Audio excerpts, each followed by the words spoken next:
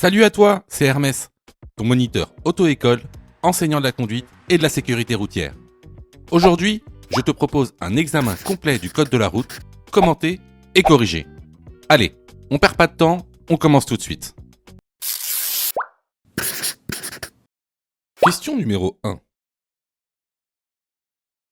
Dans cette situation, réponse A, je patiente puis je passe.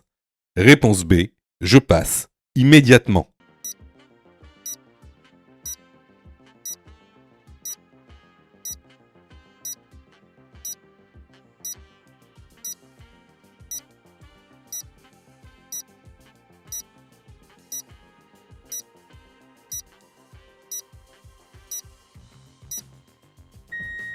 Alors ici, tu vois, il y a deux choses à voir. La première, à droite, où on a une personne qui sort de son stationnement, portière ouverte. Donc, sur la chaussée. À notre gauche, on a un véhicule qui vient en sens inverse. Ici, il va d'abord falloir laisser passer le véhicule qui vient en sens inverse. Pourquoi ? Parce que déjà, premièrement, c'est nous qui avons l'obstacle. L'obstacle est sur notre chaussée, notre voie de circulation. Et aussi, parce que il va falloir laisser un intervalle de sécurité de 1 mètre entre nous et le piéton. Donc ici, on laisse passer le véhicule, puis on dépasse le véhicule stationné en laissant un intervalle de sécurité d'1 mètre. La bonne réponse ici est la réponse A. Question numéro 2.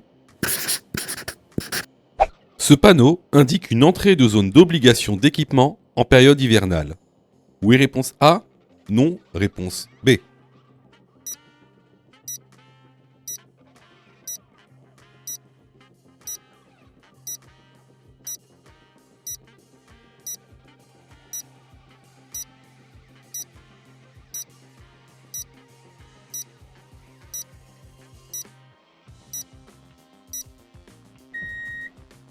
Alors, ce panneau, on appelle ça un panneau B58, donc qui est effectivement, qui indique une entrée de zone d'obligation d'équipement en période hivernale. Alors, on va voir deux choses déjà. Donc, c'est quoi une période hivernale et c'est quoi les équipements obligatoires ? Alors, la période hivernale, elle est fixée par décret, c'est entre le 1er novembre et le 31 mars. Donc, entre le 1er novembre et le 31 mars, si vous voyez ce panneau, il faut obligatoirement que vous ayez des équipements pour la période hivernale. Alors, c'est quoi ces équipements pour la période hivernale ? Ce sont des dispositifs antidérapants. Ah oui, mais c'est quoi des dispositifs antidérapants ? Alors, il y en a plusieurs. Vous avez les chaînes métalliques. Alors, à savoir que les chaînes métalliques, il est obligatoire d'en avoir au moins 2 sur les 2 roues motrices. Donc, vous pouvez aussi également mettre des chaussettes, c'est un peu plus facile à disposer. Ou alors avoir des pneus hiver. Alors, c'est quoi des pneus hiver ? Les pneus hiver, c'est des pneus avec le marquage 3PMSF. Donc ça veut dire Three-Peak Mountain Snowflake. Et donc ça, les pneus hiver, il faut en avoir sur toutes les roues. Alors, vous allez voir, sur la roue, il y aura soit marqué 3P MSF, soit il y aura une montagne à 3 pics avec un flocon de neige dessus. Donc ici, la bonne réponse, c'est la réponse A. Ce panneau indique bien une entrée de zone d'obligation d'équipement en période hivernale. Question numéro 3. Je roule à 128 km/h sur autoroute. Réponse A, je me rabats immédiatement. Réponse B, je reste sur ma voie pour dépasser le camion devant moi.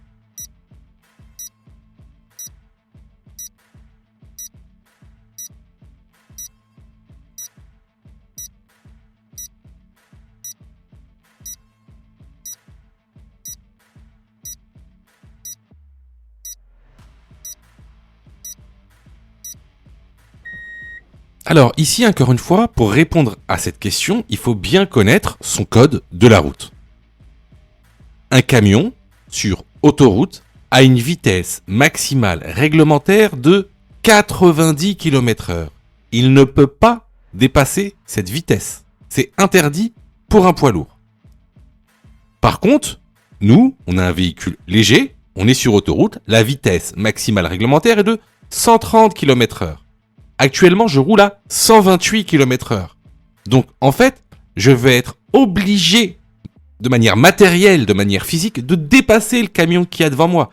Parce que entre moi et le camion, il y a 40 km/h de différence. Donc ici, c'est évident, je reste sur ma voie pour dépasser le camion devant moi. La bonne réponse est la réponse B. Question numéro 4. Je peux effectuer un arrêt juste devant le passage piéton. Oui, réponse A, non, réponse B.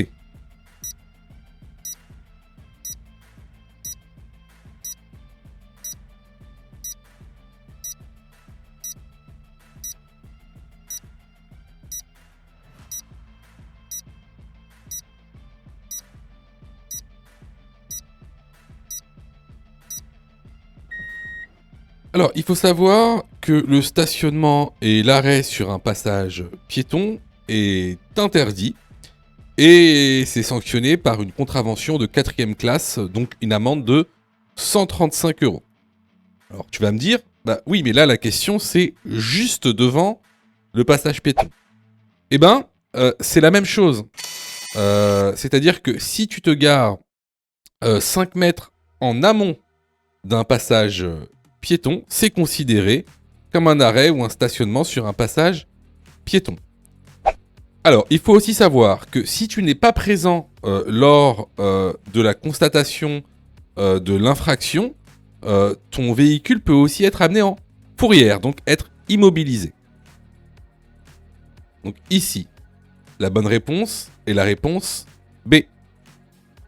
Question numéro 5. Je me suis trompé de carburant. A. Je peux rouler jusqu'au prochain garagiste. B. J'immobilise mon véhicule. C. J'appelle un dépanneur.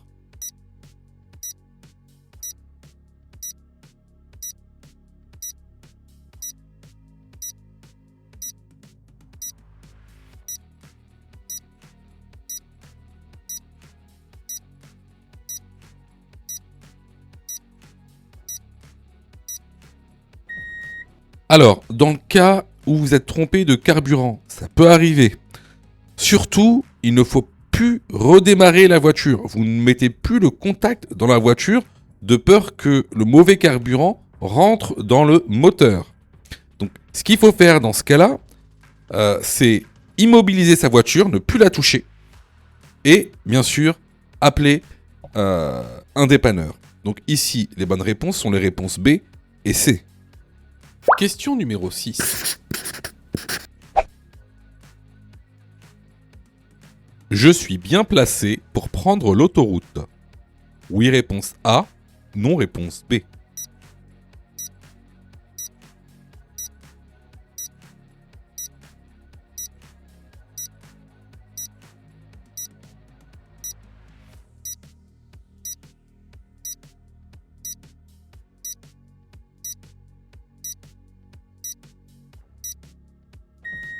Alors, il faut que tu saches que quand tu t'engages dans un carrefour à sens giratoire, il y a des procédures à suivre. Il y a la procédure pour prendre la sortie de droite, la procédure pour prendre la sortie en face, la procédure pour prendre la sortie à gauche et la procédure pour faire demi-tour. Alors ici, si on regarde la carte, on voit que pour prendre l'autoroute, on devra prendre la sortie de gauche.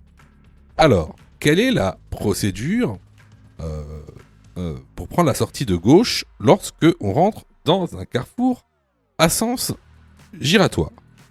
Alors, tout d'abord, on va se mettre sur la voie de gauche avant d'entreprendre ce carrefour. Ensuite, ce qu'on va faire, c'est qu'on va devoir laisser le passage aux véhicules qui viennent de gauche, car c'est un carrefour à sens giratoire. Lorsqu'on est dans le carrefour on prend la voie toujours de gauche dans le carrefour à sens giratoire.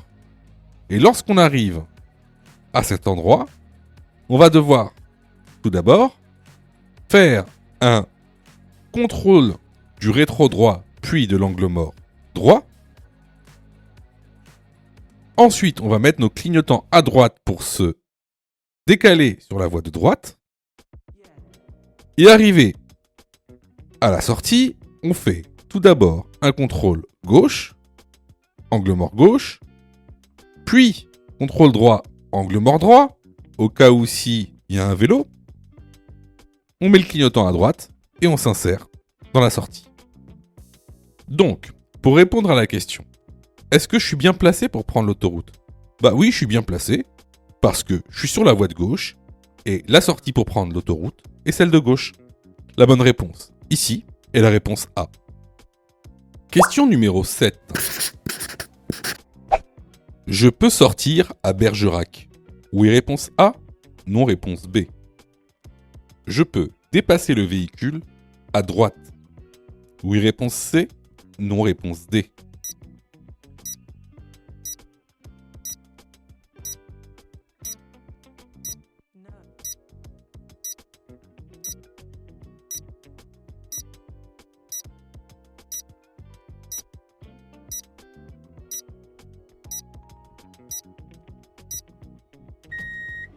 Alors, vous remarquerez qu'ici on est sur autoroute et on est sur la file de gauche.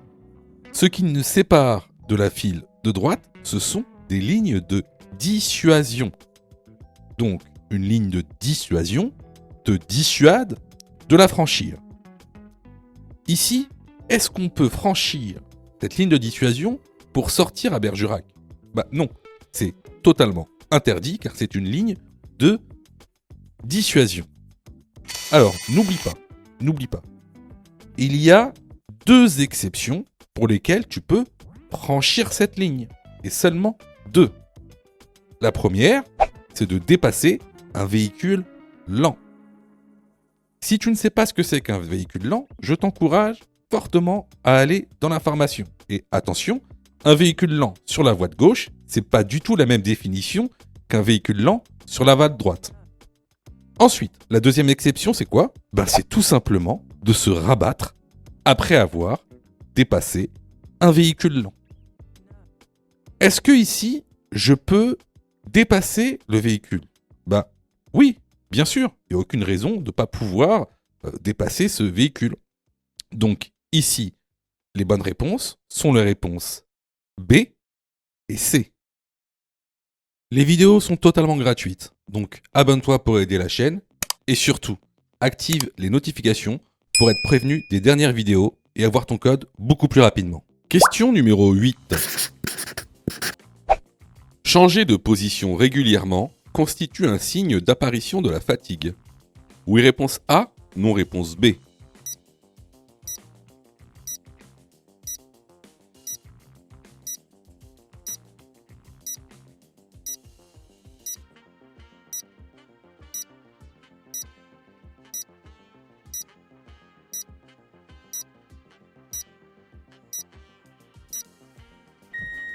Alors, comme le montre le document que vous trouverez dans la formation, effectivement, il y a plusieurs signes de fatigue.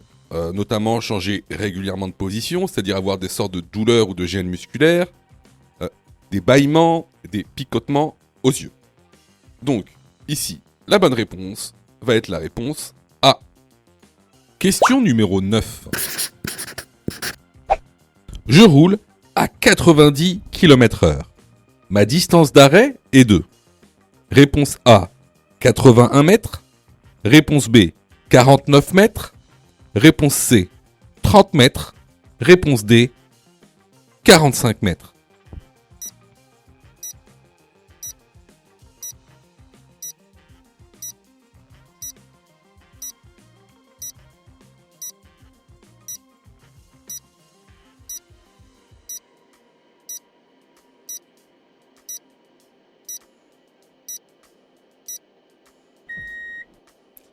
Alors, déjà, qu'est-ce qu'une distance d'arrêt? La distance d'arrêt, c'est la distance que tu parcours du moment où tu perçois un danger jusqu'au moment où le véhicule est totalement à l'arrêt. Donc, la distance d'arrêt comprend donc deux distances. La première, c'est la distance parcourue durant le temps de réaction.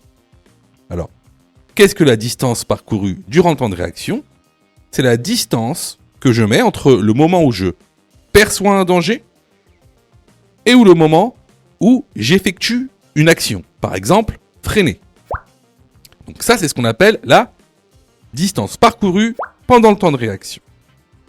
Ensuite, la distance d'arrêt est également constituée de la distance de freinage, c'est-à-dire la distance que tu vas effectuer entre le moment où tu appuies sur le frein et le moment où tu t'arrêtes complètement. Alors, maintenant que vous connaissez la distance d'arrêt, comment je fais pour calculer la distance d'arrêt ? Alors là, c'est aussi très simple, c'est une question de cours simple. Alors, ici on roule à 90 km/h. Ce que je fais pour calculer la distance d'arrêt, je prends le chiffre des dizaines. Donc ici, le chiffre des dizaines, c'est 9. Et je le multiplie par lui-même, ce qui me donne 81. Donc ici, à 90 km/h, ma distance d'arrêt est de 81 mètres. La bonne réponse est donc la réponse A. Question numéro 10. Ce voyant vient de s'allumer. Je m'arrête dès que possible. Oui, réponse A. Non, réponse B.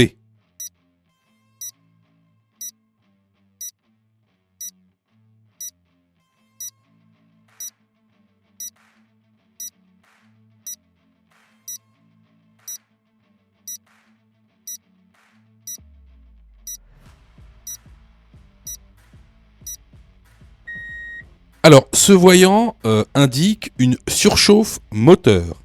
Donc, dès qu'il s'allume, vous vous arrêtez dès que possible. La bonne réponse ici est la réponse A. Question numéro 11. Un véhicule peut avoir deux plaques d'immatriculation différentes. Oui, réponse A. Non, réponse B.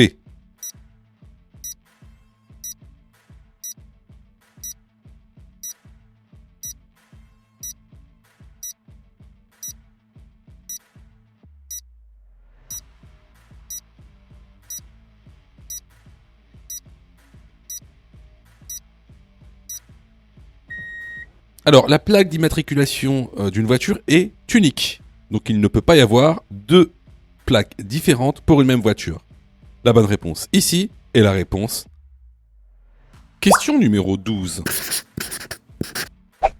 Je vérifie le bouclage de la ceinture des passagers. Réponse A, majeur. Réponse B, mineur. En cas de non-port, je suis responsable s'ils sont. Réponse C, majeur. Réponse D, mineur.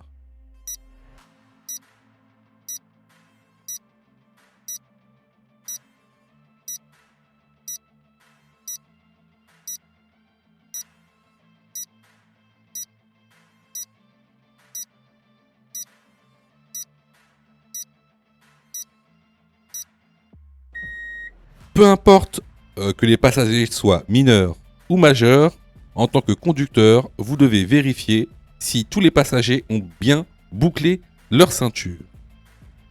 En cas de non-port, vous êtes responsable seulement s'ils sont mineurs. Les bonnes réponses ici sont les réponses A, B et D. Question numéro 13. Un enfant de moins de 10 ans peut être sur le siège avant si. Réponse A, il le souhaite. Réponse B, c'est le seul siège équipé d'une ceinture. Réponse C, les places arrière sont occupées par des enfants de moins de 10 ans.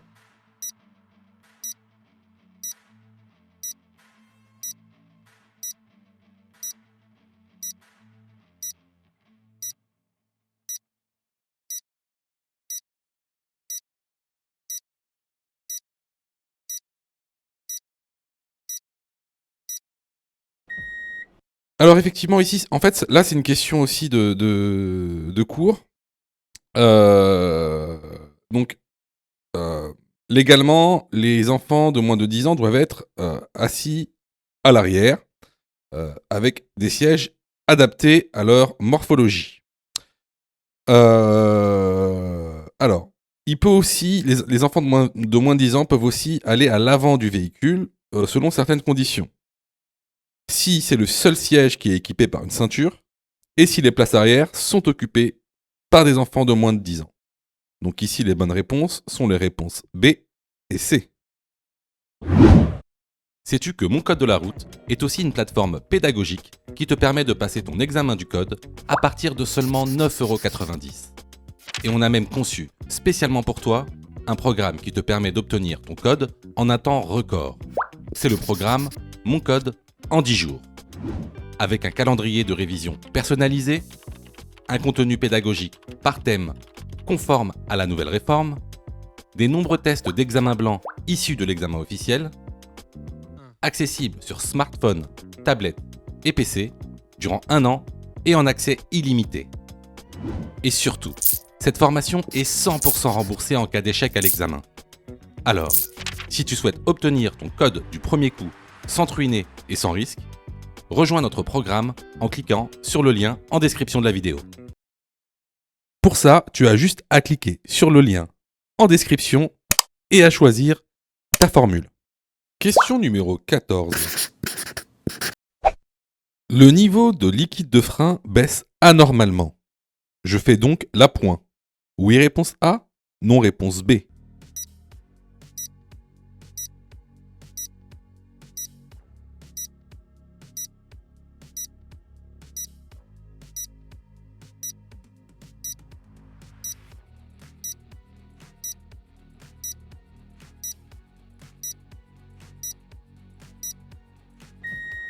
Alors, si votre niveau de liquide de frein baisse anormalement, il ne sert à rien de faire l'appoint. Vous avez vraisemblablement une fuite. Donc, dans ce cas-là, vous allez très rapidement chez un mécanicien. Donc, la bonne réponse ici est la réponse B. Question numéro 15. Après avoir marqué l'arrêt au stop, ce véhicule devra céder le passage au véhicule. Réponse A, venant de droite seulement. Réponse B, venant de gauche seulement. Réponse C, venant de droite et de gauche.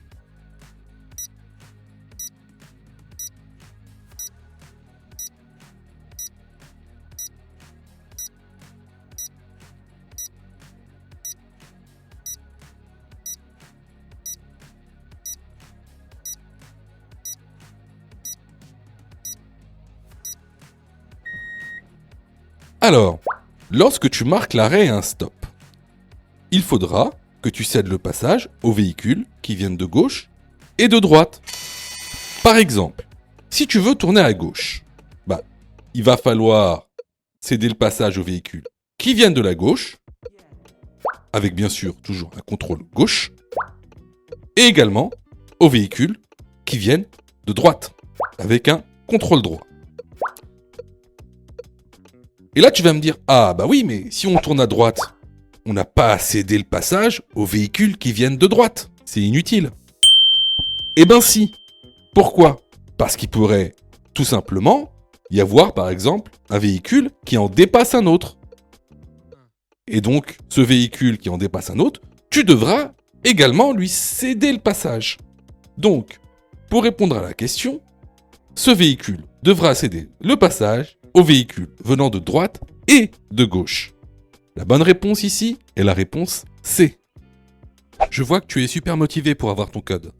Alors, soutiens la chaîne en t'abonnant et surtout en activant les notifications afin d'être prévenu des dernières vidéos mises en ligne. Question numéro 16. La distance de freinage d'un tramway est plus grande que celle d'une voiture. Oui, réponse A. Non, réponse B.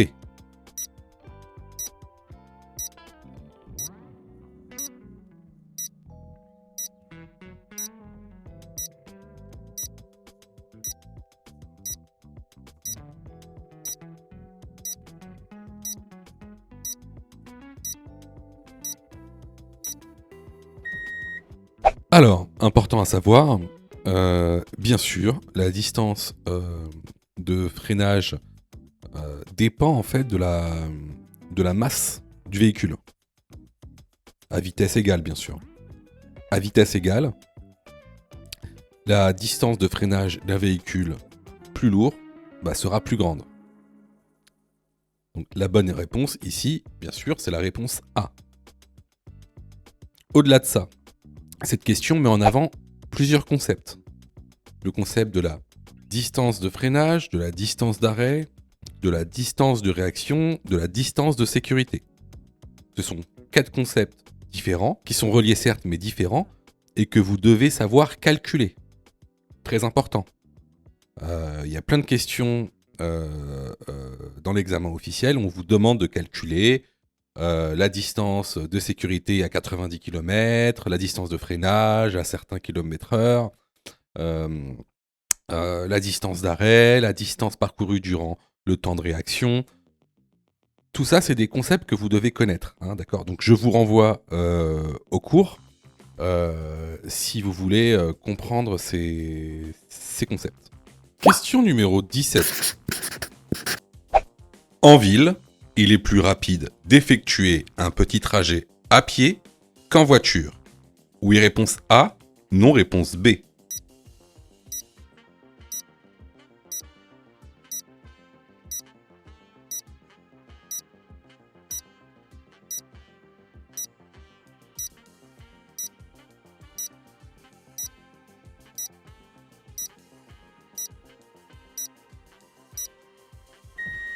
Alors, ça peut paraître étrange, mais effectivement, en ville, il sera beaucoup plus rapide d'effectuer un petit trajet en marchant ou en vélo plutôt qu'en utilisant votre voiture. Donc la bonne réponse ici est la réponse A. Question numéro 18. Un véhicule arrive en sens inverse. Réponse A, je dépasse le cycliste. Réponse B, je ralentis.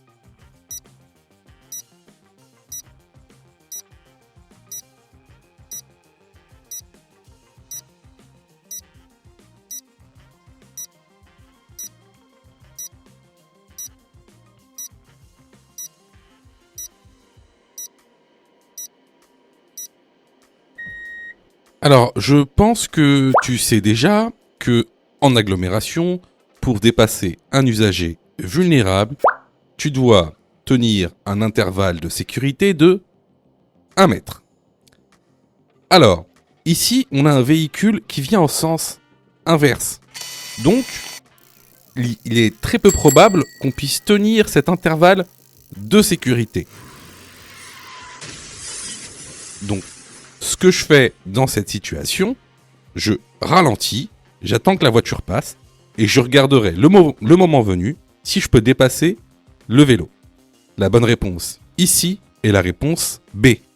Question numéro 19.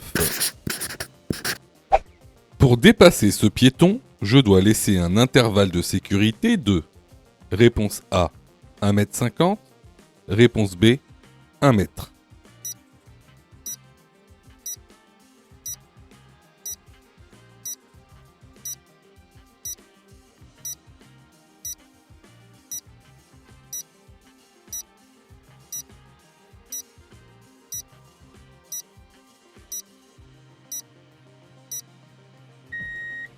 Alors ici, pour dépasser ce piéton, donc qui est un usager vulnérable, je dois laisser un intervalle de sécurité de 1 mètre, puisqu'on est en agglomération. Alors, si tu ne sais pas faire la différence lorsque tu es en agglomération ou hors agglomération, je t'incite fortement à aller dans la plateforme pédagogique pour voir le cours correctement, parce que sinon tu vas avoir beaucoup de mal à l'examen du code de la route. Donc ici, la bonne réponse est la réponse B. Question numéro 20. Ce panneau indique un emplacement d'arrêt d'urgence. Je peux m'arrêter à cet emplacement. Réponse A, si je tombe en panne. Réponse B, si je fais un malaise. Réponse C, si je souhaite téléphoner.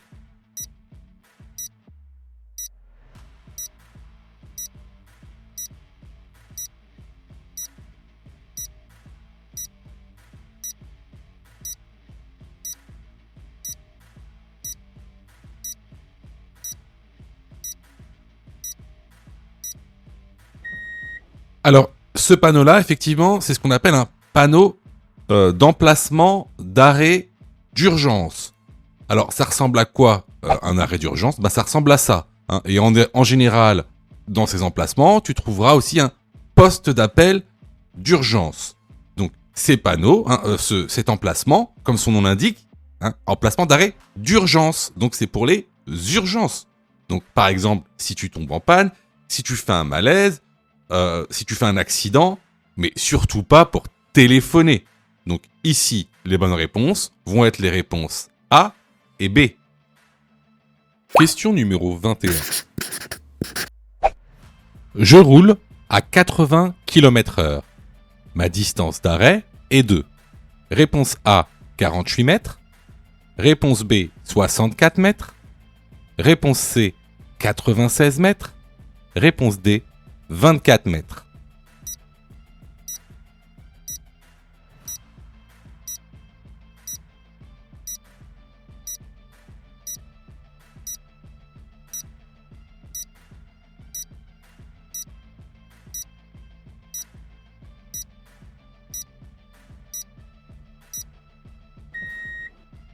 Alors ici, vous avez vraiment en général du mal avec ces questions-là. Donc on va voir ça avec précision pour plus que vous refassiez les mêmes erreurs.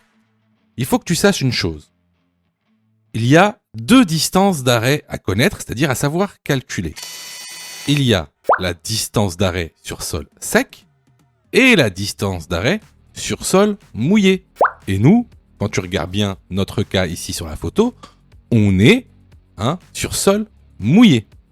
Alors, je vais vous montrer comment faire pour calculer ces distances. Au début, ça commence de la même manière. Donc à gauche, je vais mettre la distance d'arrêt sur sol sec. À droite, la distance d'arrêt sur sol mouillé. Alors, déjà, la distance d'arrêt sur sol sec. Comment on fait ? On prend notre vitesse, ici 80 km/h. On prend le chiffre des dizaines, ici de 8, et on le multiplie par lui-même. Ce qui nous donne 64 mètres. Alors ça, c'est la distance d'arrêt sur sol sec. Sur sol mouillé, qu'est-ce qu'il faut faire ? Il faut rajouter la moitié de la distance d'arrêt sur sol sec. C'est-à-dire, ici on a 64 mètres qui est la distance d'arrêt sur sol sec. La moitié de 64, c'est 32. Donc, on rajoute 32 à 64. Donc 64 plus 32, ça fait 96 mètres. La distance d'arrêt ici est de 96 mètres parce qu'on est sur sol mouillé. La bonne réponse est la réponse C. Question numéro 22. Les deux passagers sont correctement installés. Oui, réponse A, non, réponse B.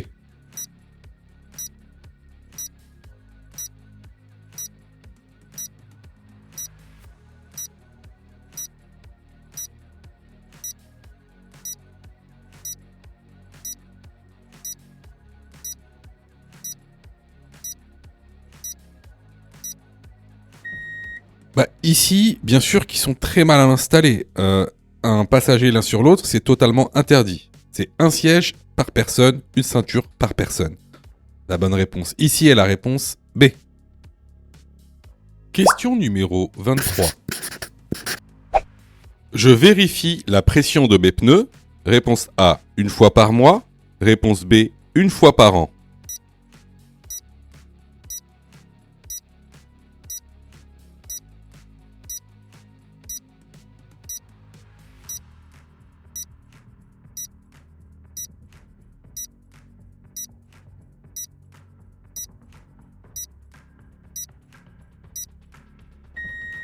Alors, tu dois vérifier la pression de tes pneus une fois par mois.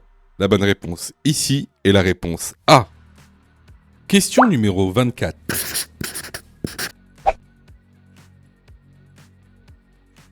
Dans cette situation, je dois céder le passage au cycliste avant de tourner. Oui, réponse A. Non, réponse B.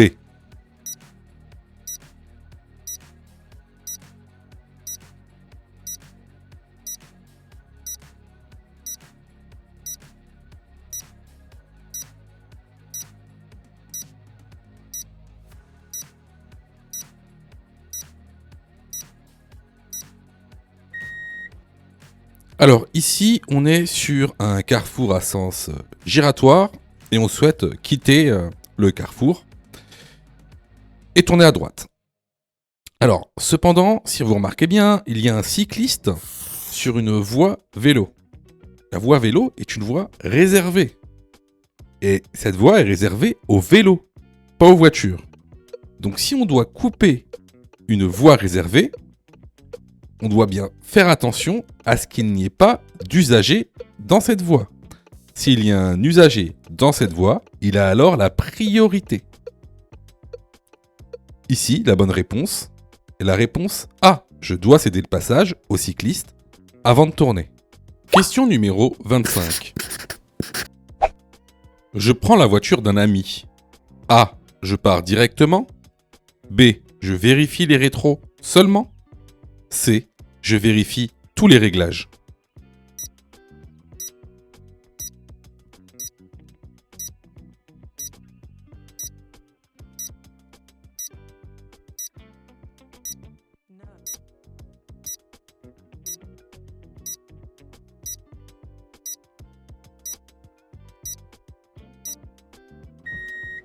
Bien sûr, lorsqu'on prend une nouvelle voiture ou la voiture de quelqu'un d'autre, on vérifie tous les réglages. Faut jamais partir directement et vérifier les rétros seul sans avoir par exemple réglé d'abord le siège pour avoir une bonne assise serait totalement impertinent et inconsistant. Donc ici, la bonne réponse est la réponse C. Je vérifie tous les réglages. Si tu aimes le contenu, alors prends quelques secondes pour liker la vidéo. C'est très important. Cela nous permet d'être mieux référencés et donc de te présenter encore plus de vidéos pour que tu puisses obtenir ton code le plus rapidement possible. Question numéro 26. La quantité d'alcool dans un verre de vin est la même que dans un verre de vodka. Oui, réponse A. Non, réponse B. Pour un probatoire, l'alcoolémie maximale autorisée est de réponse C, 0,2 g par litre de sang. Réponse D, 0,1 mg par litre d'air expiré.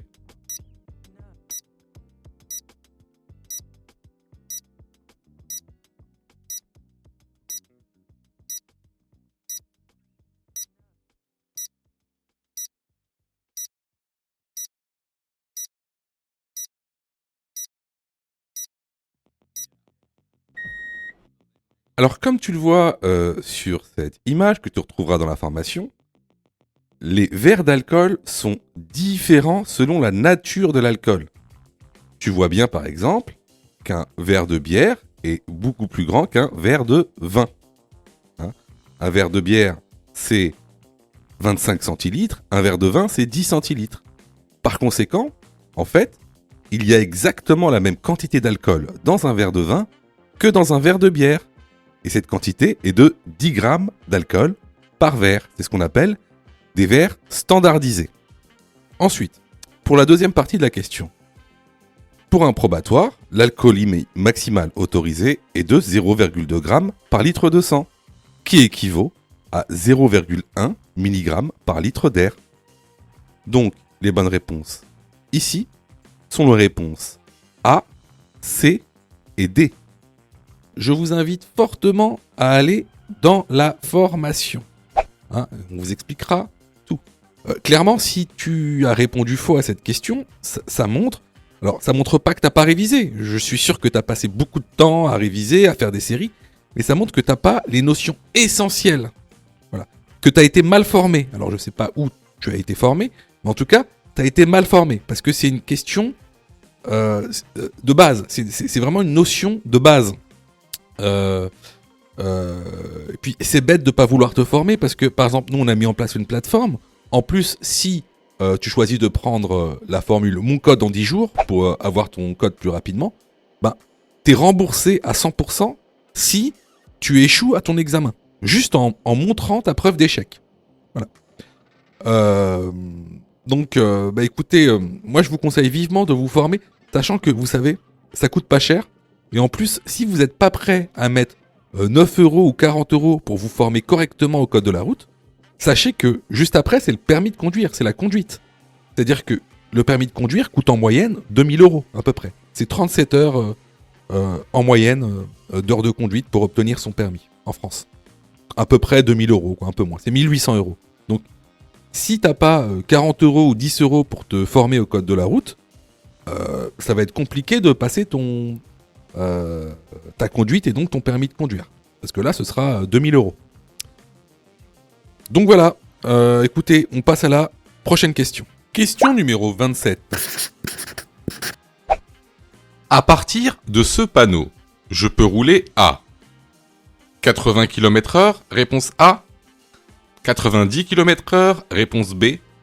100 km/h, réponse C.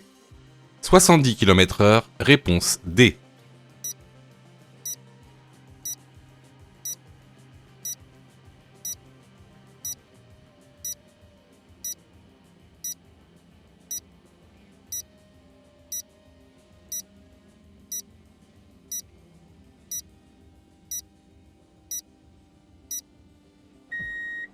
Alors, ce panneau de fin d'interdiction te dit tout simplement que la vitesse maximale autorisée n'est plus de 70 km/h. Alors, la vitesse maximale autorisée sera celle qui est réservée à ce type de route. Sur quelle route on est ici ? On est sur une route hors agglomération à double sens de circulation. Donc, la vitesse maximale autorisée est de 80 km/h. Donc, je peux également rouler à 70 km/h. Les bonnes réponses ici sont les réponses A et D. Question numéro 28. Lorsque je tiens le volant, les pouces doivent être placés. Réponse A, à l'intérieur. Réponse B, à l'extérieur.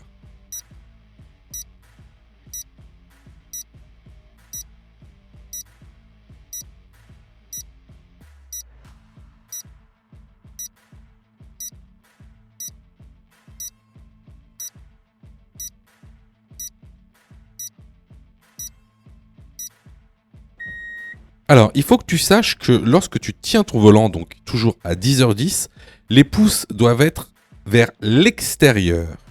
Donc, la bonne réponse ici est la réponse B. Question numéro 29. Le camion roule à faible allure. Réponse A, je le dépasse par la droite. Réponse B, je ralentis.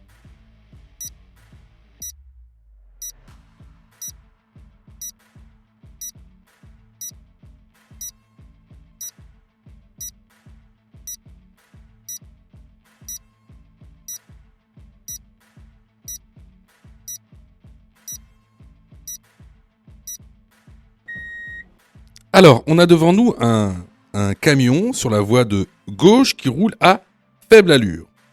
Alors, on pourrait tenter d'accélérer tout droit pour le dépasser. Seulement, vous devez savoir qu'il est strictement interdit de dépasser par la droite. Donc, ici, je dois ralentir en attendant que lui-même se mette dans la voie de droite. Donc, la bonne réponse ici est la réponse B. Question numéro 30.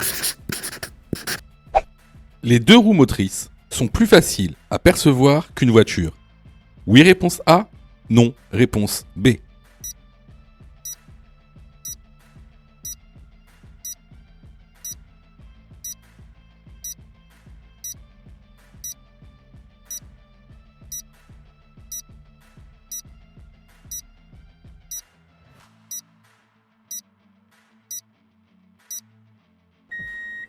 Alors, effectivement, les deux roues motrices sont plus difficiles à apercevoir qu'une voiture. Pourquoi? Tout simplement parce qu'elles sont moins grandes. Regardez ici, dans la petite animation, on voit votre champ de vision dans la voiture, en vert. En rouge, c'est les angles morts. Donc, une moto, par exemple, dans l'angle mort, avant, ne sera pas perceptible, ou alors très mal. La bonne réponse, ici, est la réponse A. Question numéro 31. Ce panneau m'interdit de me garer du côté pair. Oui, réponse A, non, réponse B.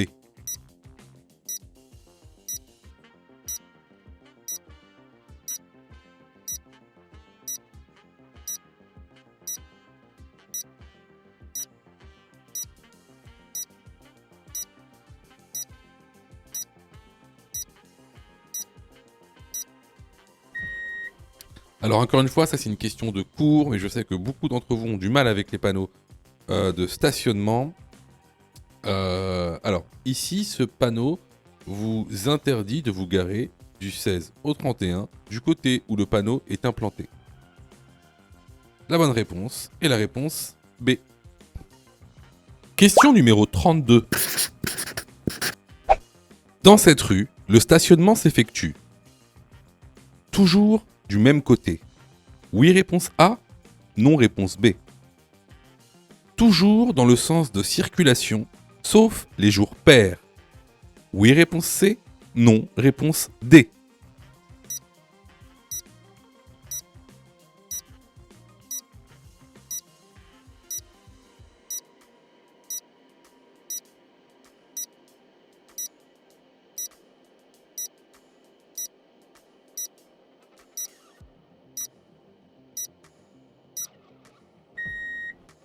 Alors, ce panneau t'indique qu'il est interdit de stationner du côté où le panneau est implanté du 16 au 31 du mois.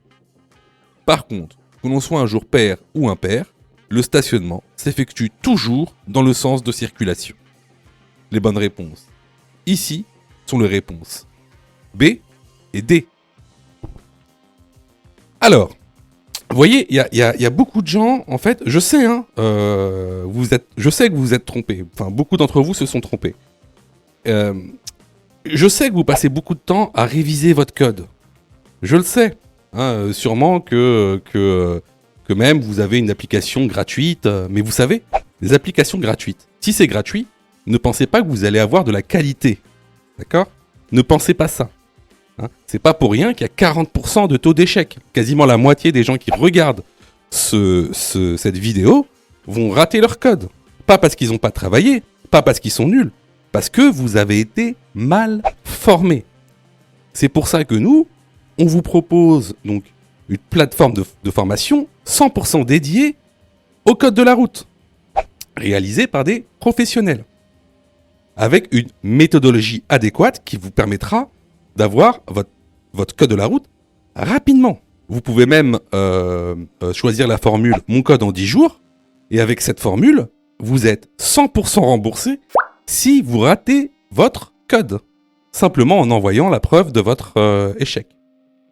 Donc voilà, moi un petit conseil que je vous donne, surtout si vous êtes trompé à cette question, allez dans la plateforme, formez-vous correctement, vous allez voir, ça va bien se passer. Pour ça, tu as juste à cliquer sur le lien en description et à choisir ta formule. Question numéro 33. Je suis bien placé pour aller à gauche. Oui, réponse A. Non, réponse B.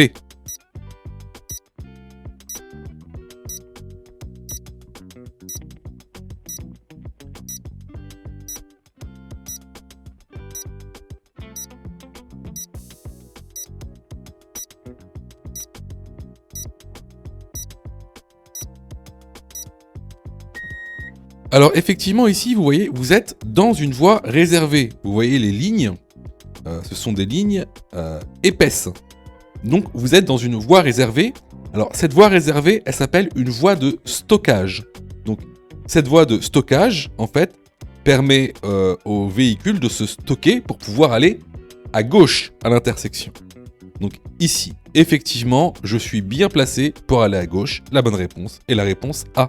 Question numéro 34. Le véhicule est bien garé. Oui, réponse A. Non, réponse B.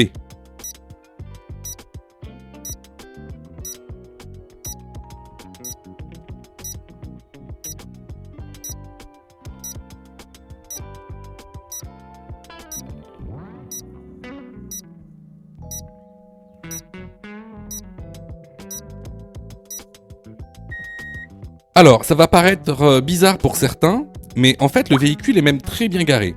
En fait, il faut savoir que quand on se gare en pente, il faut toujours tourner les roues vers le trottoir, au cas où s'il y a un dysfonctionnement du frein à main.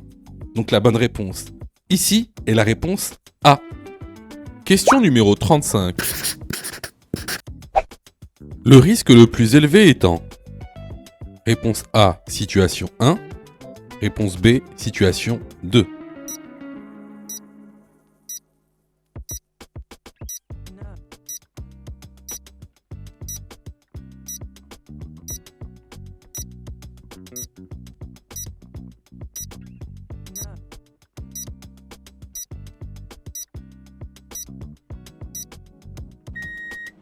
Alors, regardez bien là en situation 1. On voit donc qu'on arrive à une intersection. Le véhicule en face a un stop et il ne regarde pas la route. En situation 2, on a la même situation, sauf que le conducteur, lui, regarde l'autre conducteur. Donc, il a le regard vers l'autre conducteur. Donc, ici, la situation la plus à risque est la situation numéro 1. La bonne réponse est la réponse A. Question numéro 36. Au prochain carrefour, je peux aller A. À droite. B. Tout droit. C. À gauche.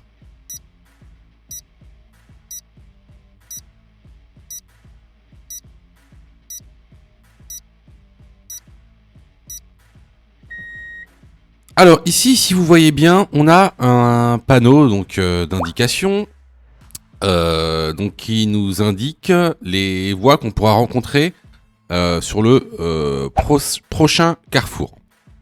Donc si vous voyez bien, donc on a une flèche à droite qui nous dit qu'on pourra aller à droite.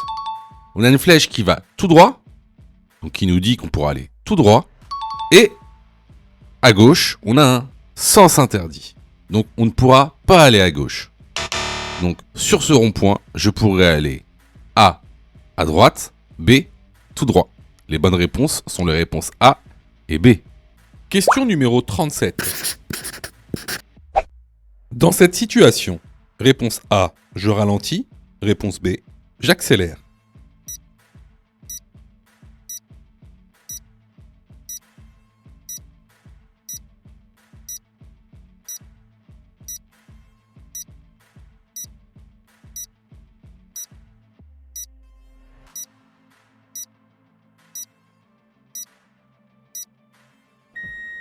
En présence d'usagers vulnérables sur la route, je ralentis.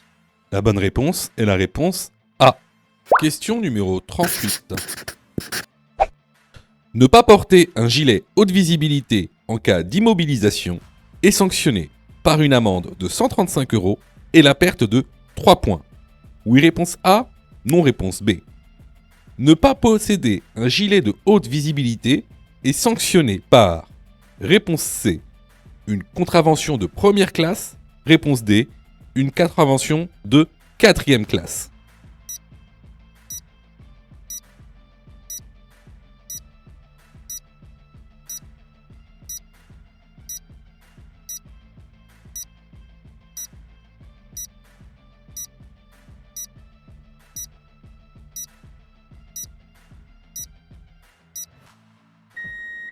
Alors, tu dois savoir qu'en cas d'immobilisation, il est obligatoire de porter un gilet de haute visibilité avec le marquage CE. Sinon, tu seras sanctionné d'une amende de 135 €. Il n'y a pas de perte de points. Également, tu dois obligatoirement posséder dans ton véhicule un gilet jaune. Dans le cas contraire, tu peux être sanctionné par une contravention de première classe. Les bonnes réponses ici sont les réponses B et C. Alors là, c'était vraiment une question de cours qu'on voit régulièrement dans la formation. Donc, si vous avez eu faux à cette question, vraiment, je vous incite vraiment à vous former, hein, que ce soit chez nous ou ailleurs.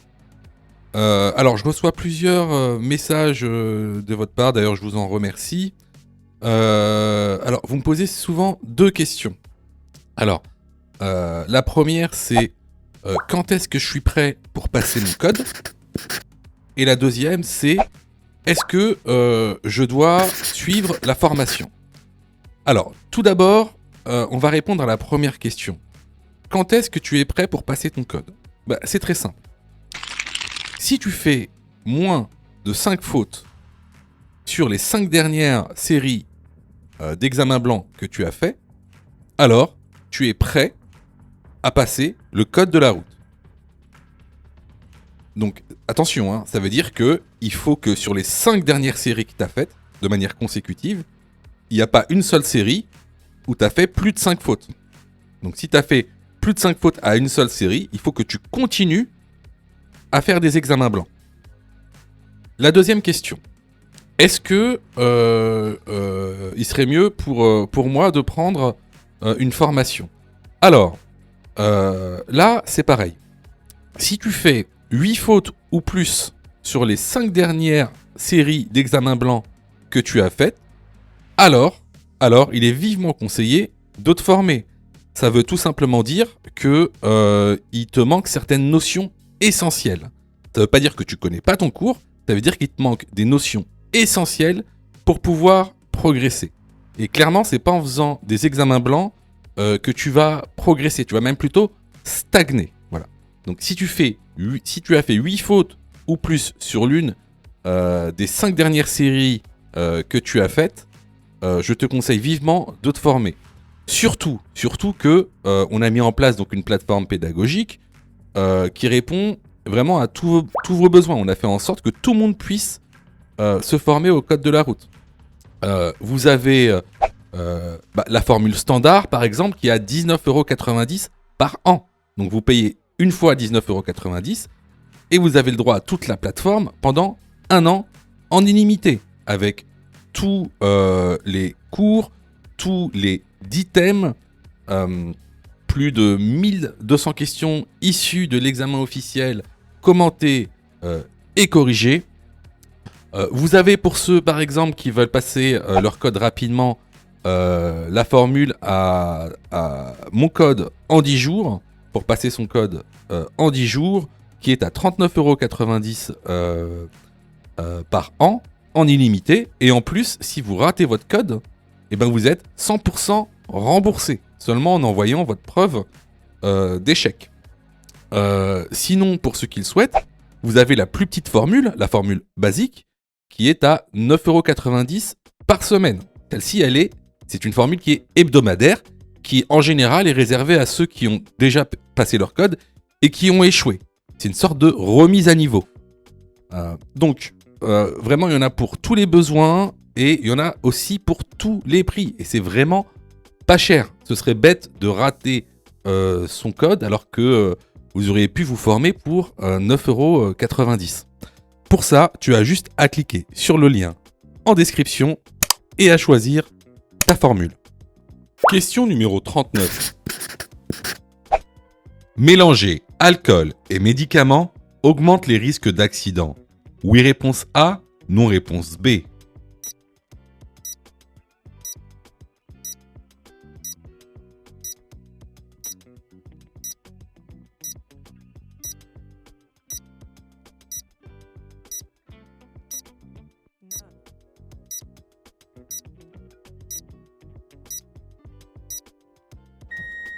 Alors effectivement, tout mélange de drogues vont augmenter les risques d'accident.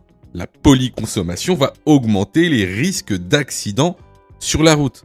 Et pour ceux qui se disent dans leur tête, mais attends, t'es en train de parler de drogue ? Et là, la question parle des médicaments. Oui, mais les médicaments, c'est de la drogue. Ce sont des drogues. D'ailleurs, c'est pour ça que le médecin, quand il vous fait une prescription, il vous fait une prescription pendant une durée limitée. Parce que ce sont des vraies drogues. Par exemple, si vous prenez de la codéine à la pharmacie, la codéine, c'est de la drogue. Il y a des gens qui se droguent avec pour de vrai. Hein. Donc, ici, la polyconsommation va effectivement augmenter le risque d'accident. La bonne réponse est la réponse A. Question numéro 40. Cette commande permet A. D'ajuster la hauteur des feux, B. D'ajuster la hauteur des roues.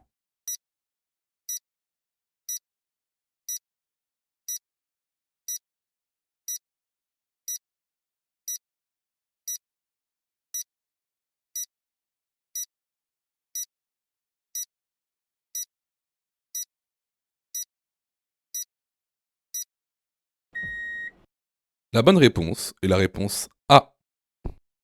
Si tu as fait 8 fautes ou plus, ne panique pas. Rejoins-nous sur notre plateforme pédagogique en ligne en cliquant sur le lien en description de la vidéo. Tu pourras alors choisir la formule qui te convient. N'oublie pas de liker la vidéo et de t'abonner pour recevoir toutes les dernières notifications. Tu peux aussi continuer à t'entraîner en cliquant sur l'une des vidéos qui s'affichent.